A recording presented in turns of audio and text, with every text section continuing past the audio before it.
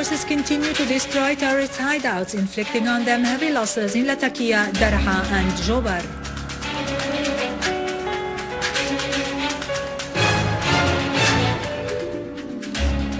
The down count of the Iranian presidential elections starts as 6 candidates compete for the presidency.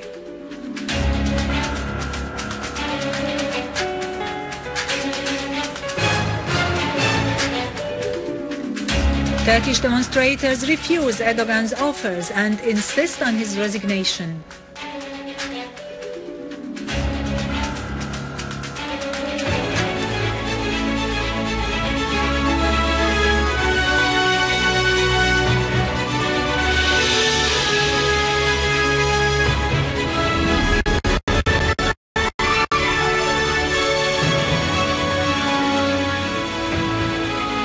Good afternoon, ladies and gentlemen. This is Irado Krikorian with the news in English.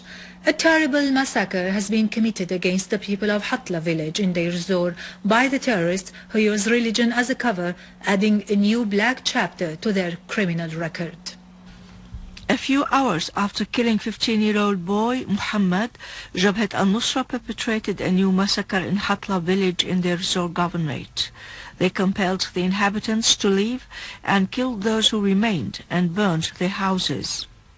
You, the Kuwaiti people, champion your religion. Do not champion the Syrian people. The screams echoed in Kuwait.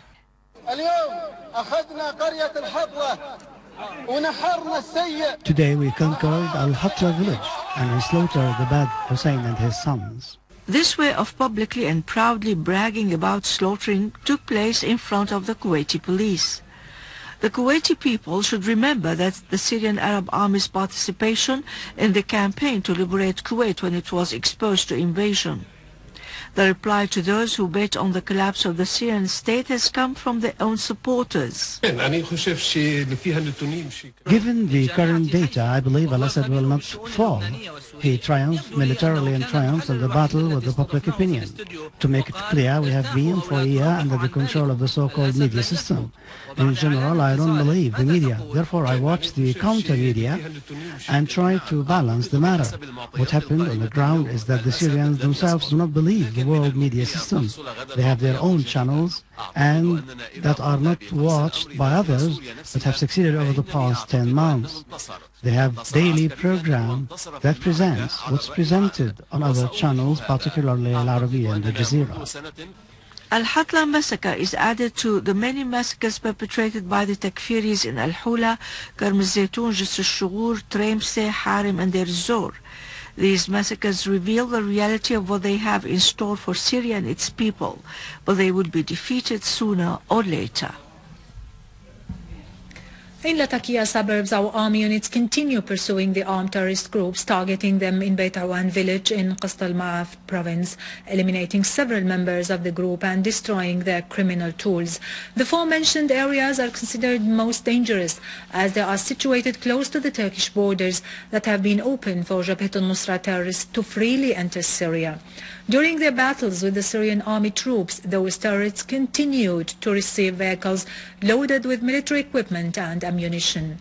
The armed groups were monitored coming to Tallet Kafar Hatab from the Turkish borders, fully secured and protected by the Turkish side. Syrian army units have also defeated Jabhat al-Nusra terrorists in Tallet Faris.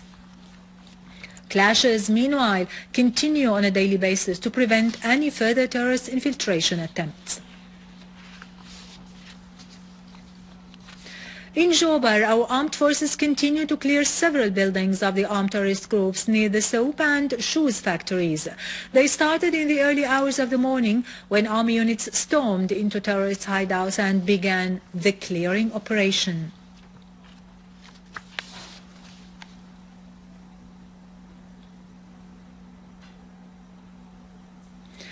The mortar shells fired by terrorists fell near the runway of Damascus International Airport.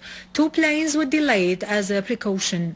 The flight movement has not changed.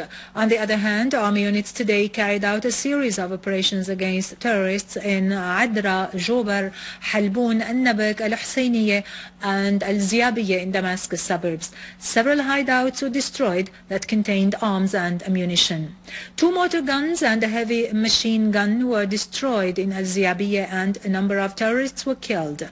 The army also destroyed a terrorist hideout in Al-Ab Farms in Douma, eliminating all the terrorists inside. An army unit also pursued Jabhat al-Nusra terrorists in Daraa and its suburbs, destroying their hideout. Another unit clashed with terrorists near Al-Manashir Square in Jobar, killing or wounding several terrorists. A hideout containing arms and ammunition was also destroyed in Halboun in At-Tel, where the army eliminated several terrorists. An army unit chased Jabhat al-Nusra terrorists in Al-Nabak, killing and wounding a number of them. A terrorist hideout was also destroyed in Al-Husseiniya, and all the members of a terrorist group were killed. A military source said army units today destroyed a number of terrorist gatherings and hideouts in the villages and towns of Sisoun, Shabraq and Nafa in Daraa suburbs, killing and wounding all the terrorists in that area. The source added that other army units killed a number of terrorists in Jassim and destroyed their weapons and ammunition. In Homs, army units eliminated a number of terrorists in Al-Qasir near Hassia and confiscated their weapons and vehicles, one equipped with a missile launcher.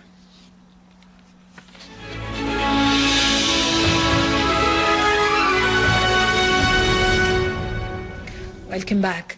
50 million Iranian voters head to polling centers in the presidential elections in its 11th circle since the Iranian Revolution in 1979. Polling stations open at 8 a.m. tomorrow and close at 6 o'clock in the evening, local time.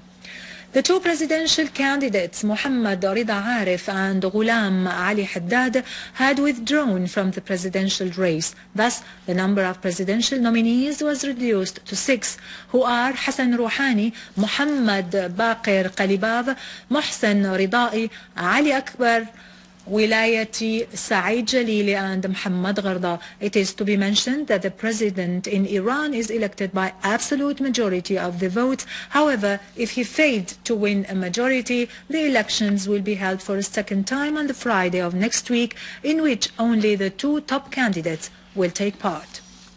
Finally, massive protests continued in Turkey against the policies of Prime Minister Recep Tayyip Erdogan, despite the announcement that a referendum may be conducted on the issue of developing Gezi Park in Istanbul. The BBC reported that protesters clashed with the Turkish police near the American embassy in Ankara following the government announcement about the referendum. It is worth mentioning that the clashes led to the killing of 5 citizens and wounding of hundreds as riot police used tear gas to disperse the protesters.